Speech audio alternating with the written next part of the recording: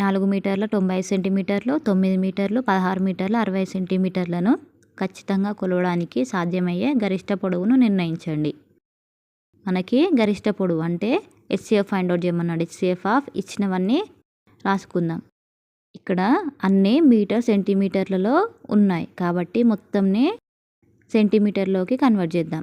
ఇక్కడ 1 meter is equal to 100 centimeter. అయితే first one వచ్చేసి 4 మీటర్స్ ఉంది.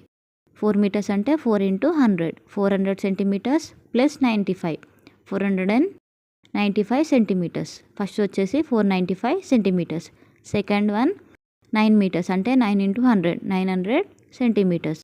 Next 16 into 100, 1600 plus 65, 1665 centimeters. ఇప్పుడు మొత్తానికి హెచ్సిఎఫ్ ఫైండ్ అవుట్ చేద్దాం. ఫస్ట్ వచ్చేసి 495, నెక్స్ట్ 900, నెక్స్ట్ 1665. వీటికి సపరేట్గా ఫ్యాక్టర్స్ ఫైండ్ అవుట్ చేద్దాం.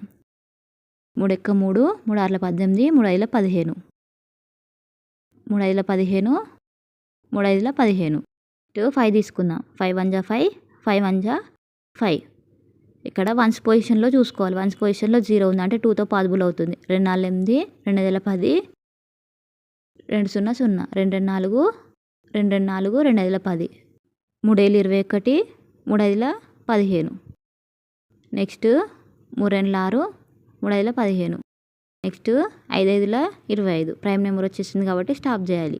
నెక్స్ట్ నెంబర్ వన్స్ పొజిషన్లో 2తో డివైడ్ అయ్యేది ఉంటే 2 తీసుకోవాలి. డివైడ్ అవ్వట్లేదు కాబట్టి 3 తీసుకుందాం. 3 × 5 = 15, 3 × 15, 3 × 15. 3 × 3, నెక్స్ట్ 2 మిగులుతుంది. 3 × 8 = 24, 24 ఇంకొకటి మిగులుతుంది. 3 × 15. నెక్స్ట్ 3 × 6 = 18, ఇంకా 5 ఉంటుంది కాబట్టి పాసిబుల్ కాదు. నెక్స్ట్ 5 తీసుకుందాం. 5 × 15, 35, 5 × 35. 37 అనేది ప్రైమ్ నెంబర్ కాబట్టి స్టాప్ చేయాలి. ఇప్పుడు వచ్చిన ఫ్యాక్టర్స్ అని రాసుకుందాం. 3 × 3 5 × 11. నెక్స్ట్ 900కి 2 × 2 3 × 3 5 × 5. నెక్స్ట్ 1665కి రాసుకుందాం. 3 × 3 5 × 37. ఇప్పుడు ఇందులో ఓన్లీ కామన్గా ఉన్నవి మాత్రమే రాయాలి. అంటే మూడిట్లో అన్నీ ఒకే నెంబర్ ఉండాలి. అప్పుడే దాన్ని కామన్ నెంబర్గా తీసుకోవాలి. ఇక్కడ 2 అనేది అన్నిట్లో లేదు. నెక్స్ట్ 3 చూద్దాం. 3 అనేది ఎన్ని టైమ్స్ ఉంది? 2 టైమ్స్ ఉంది. ప్రతి దాంట్లో 2 టైమ్స్ 3 ఉంది కాబట్టి 3 × 3. నెక్స్ట్ 5 కూడా అన్నిట్లో ఉంది.